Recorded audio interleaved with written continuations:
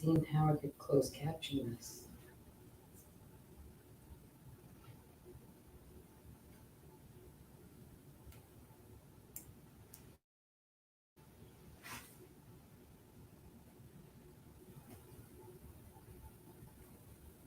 All right. Here we go.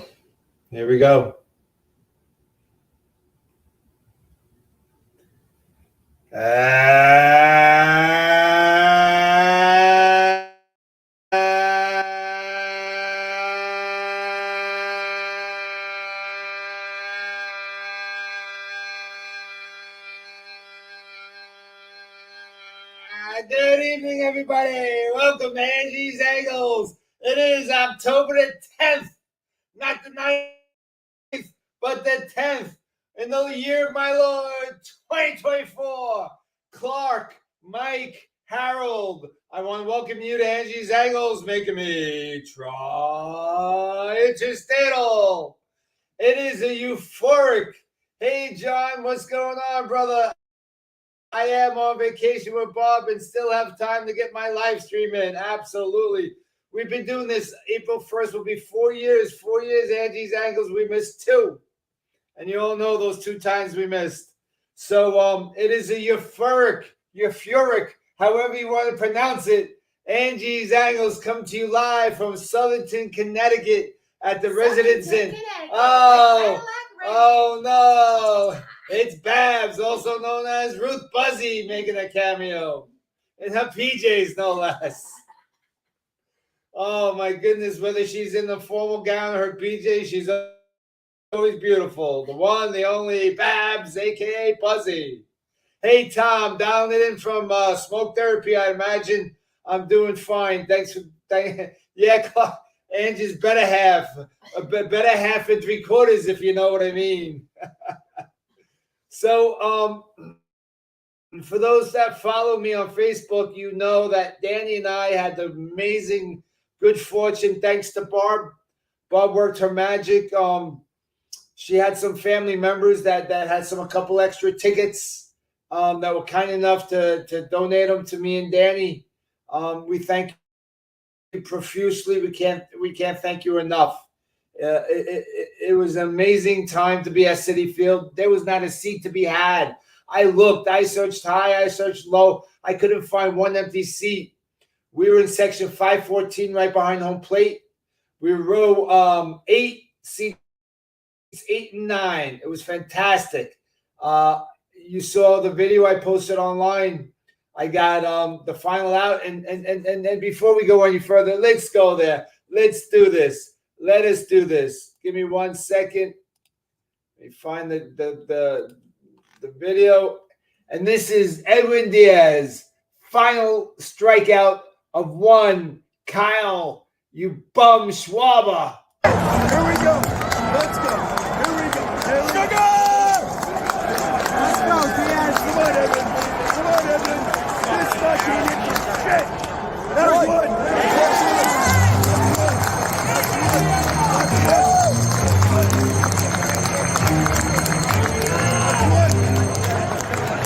Let's go!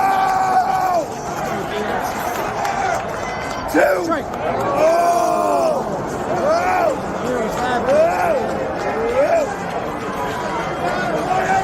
Come on, Sugar!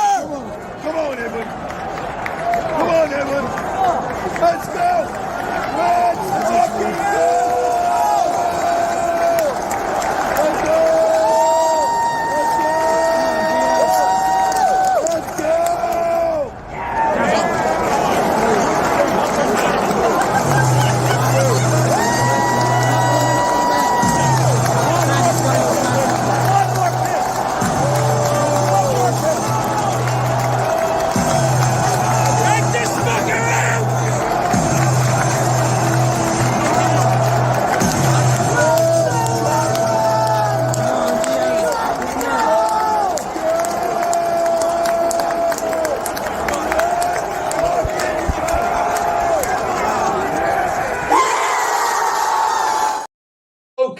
That was it. That was the game. Put it in the books, as Howie Rose would say. I just want to listen to the audio with you guys. That was just absolute phenomenon. It was just crazy. Oh my God. John wants to know if I have my pants on, just my jersey. I'll stand up. I'm actually, I don't know, can you see it? I'm actually wearing pinstripes, John. It looks like I'm ready for the game. So yes, I'm wearing pants, John. Thanks for the question. I appreciate you. And I hope you like the light. I purchased a desktop studio light because I noticed that smoke therapy, sometimes I was a little dark. But so this has a nice gives me a full clear picture. I don't have the green screen tonight behind me, therefore we can't be broadcasting live from the gates of Citi Field. I'm a little reserved tonight for a couple of reasons. I'm in my hotel room, and we have to respect our hey Eric, thanks for joining us. We have to respect our neighbors. Plus, I am a little hoarse from last night's screaming. I mean, that was just it felt like forever. It felt like a marathon. And to experience that with my son Danny, Danny and I share a lot of love together. The main one is the love of baseball, and to actually be there with him when the Mets clinched the National League Divisional Series against the Filthies. I mean, those guys are bums. Have you seen a picture of Brandon Marsh, for God's sake? The guy needs to be scrubbed with a Brillo pad, if you know what I mean. Yes, Eric, in the National League Championship Series, Clark refers to them as the Fleas. I call them the Filthies. Call them whatever you want, but don't call them late for dinner. My goodness. So, so last night the stadium was just rocking. I mean, we were there. I took Barbara back in the World Series when the Mets played the Yankees, and sadly enough, we lost that. And I would. So Vinny Groley, listen, look at you, Vinny Groley. You're getting a shout out. See if you're watching this, Vin. You would know that you got a shout out. He asked me if we were going to have any skanky conversations on Angie's Angles tonight. I said absolutely. I'll give you all the reasons that the Kansas City Royals are going to beat you, skankies. We got to have a conversation about that all day long. I mean, I think Wood Jr. is going to put the team on his back and carry him to the promised land.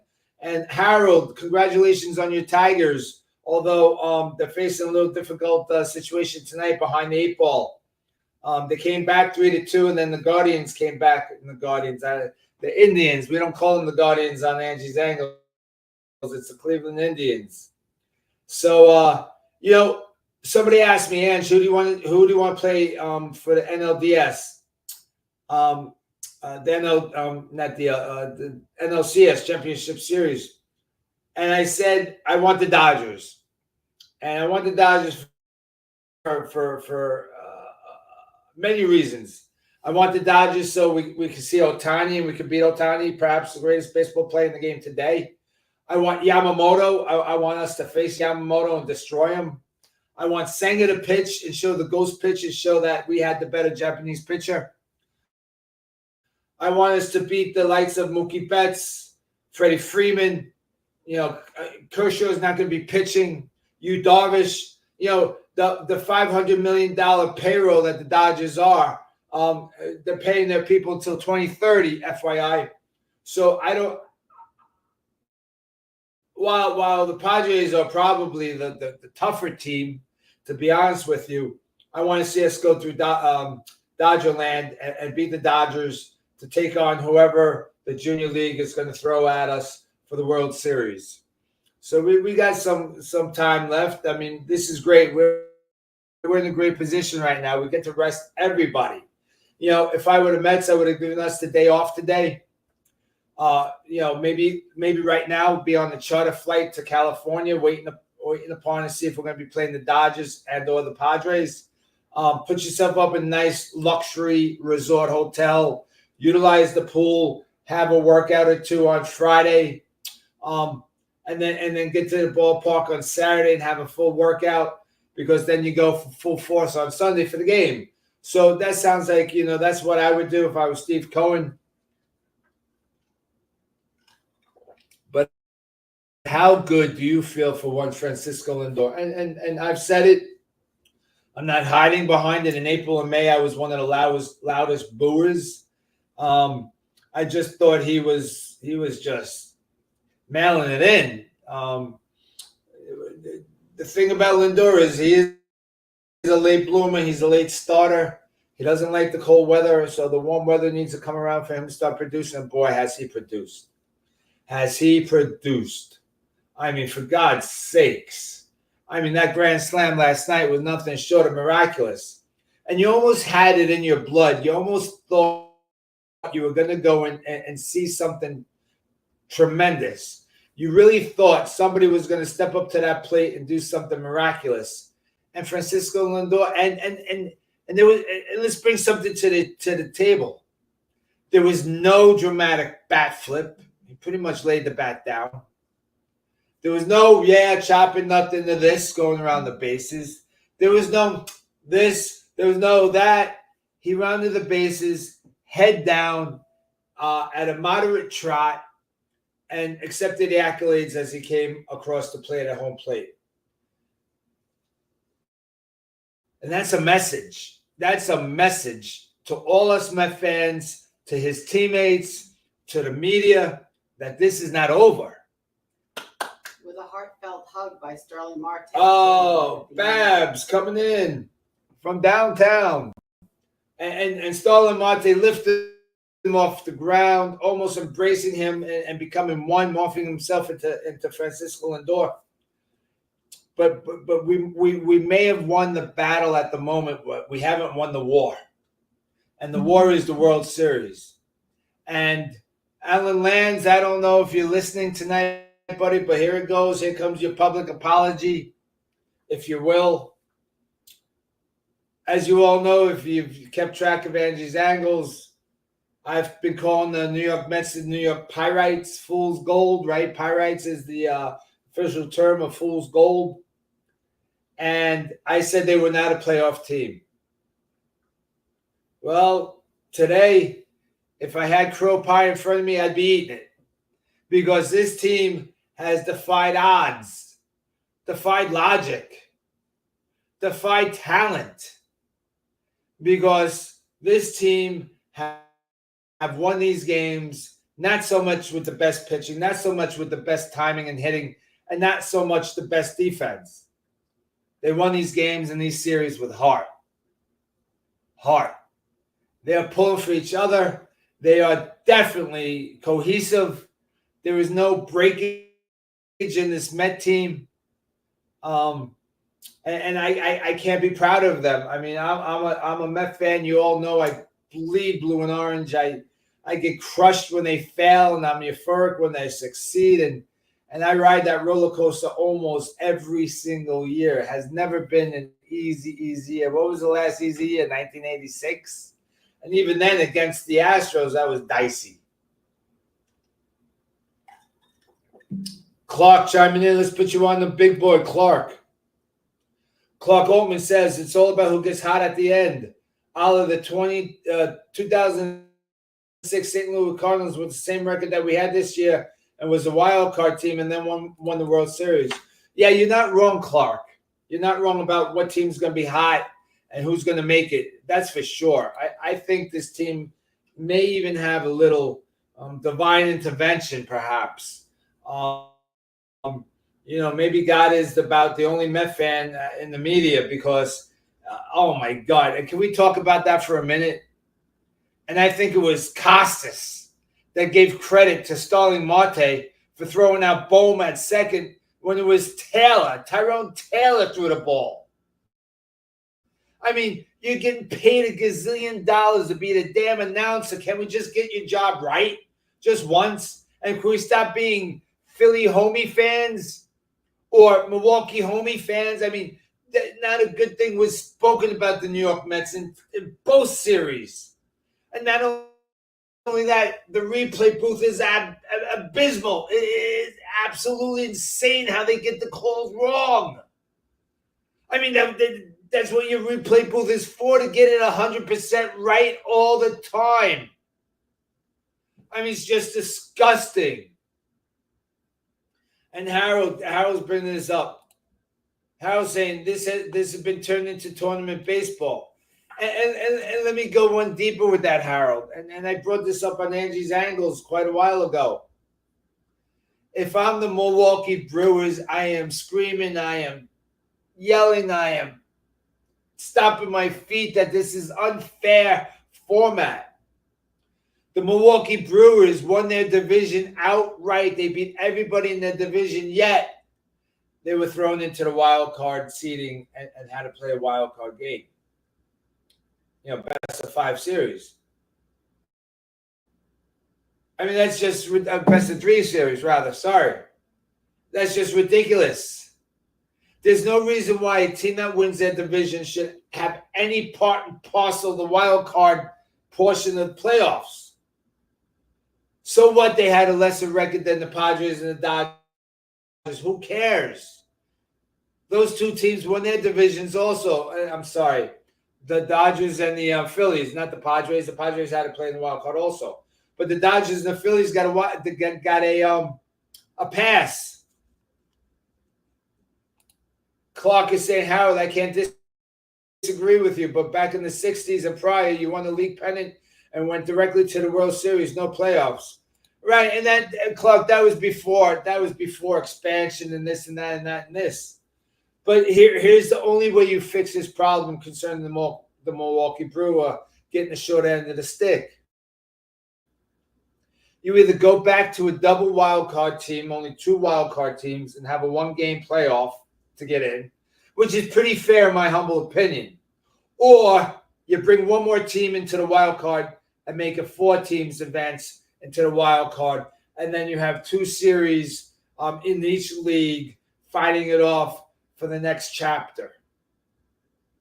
I mean, there's no other way to do this. I mean, you can't have an odd team. You can't have 3 teams in the wild card and then pull a divisional winner. It doesn't work like that. It just doesn't make any sense. We're at day 47 mark. Does anybody have any questions from last night? Oh, I almost forgot. Goodness gracious, how could I forget this? Angie's Angles, as we all know, is now intercontinental. We've been dialing it in from the Philippines, from Australia, from Greece. And so Angie's Angles is blown up globally that everybody knows who Angie's Angles is. And I was at Citi Field last night, and I was asked to take a selfie. They go, oh, my God, Mr. Angie's Angles, can you take a selfie with me? Let me pull it up for you. I mean, I was so honored. I was tickled pink to be asked to take a selfie. And there I am live at Citi Field with the Grimace. And mind you, I was at that game that the Grimace threw out the first pitch. I was in the Hyundai section down in some Nathan's hot dogs. And the Grimace said, hey, Mr. Angie's Angles, do me a favor. Can you take a selfie with me last night? So I had to share that with all of you. That was just too funny. West Coast State Prince, I am quadruple interstatal. I appreciate you joining us, West Coast. Yeah, we did celebrate all night. It took a little time for me to go to bed last night. You might hear that my voice is a little hoarse. Drinking some water instead of Guinness tonight, although I did have 2 glasses of Sterling cranberry with a cracked peppermint turkey and provolone sandwich on seeded rye bread. If you know what I mean. So it is 8:48, and I think we're gonna say goodnight. I'm gonna go catch that skanky game, root for the Royals, and of course, as every Thursday we do Angie's Angles prayer circle. And I thought it was only appropriate that we put our main prayer circle off to the side for tonight. You know that we're all praying for those people on that prayer list. But tonight, and some of us have vested interest in what's going on down south. For those that know, my son Michael lives in Bradenton with my other son Ryan. For all information that I received from Michael, nominal damage to his house. His neighborhood is devastated. His house personally is pretty good, thank God. His car had a big branch fallen, so his car got damaged. You saw the roof of the Tropicana ripped off. The amphitheater downtown also was demolished. They had multiple tornadoes touch down all across Florida. It is complete devastation. Mark Brooks, I hear you and I see you, my brother. So tonight we are foregoing our Angie's Angles family prayer list. Keep in mind that we all have you in our prayers for sure. That's not a problem. But I thought tonight we should focus all our energy, all the strength of prayer to the people down south in Florida and Georgia and the Carolinas still recovering from Helene. And now you had Milton to deal with. Mother Nature's pretty funny at times and pretty serious at other times. And,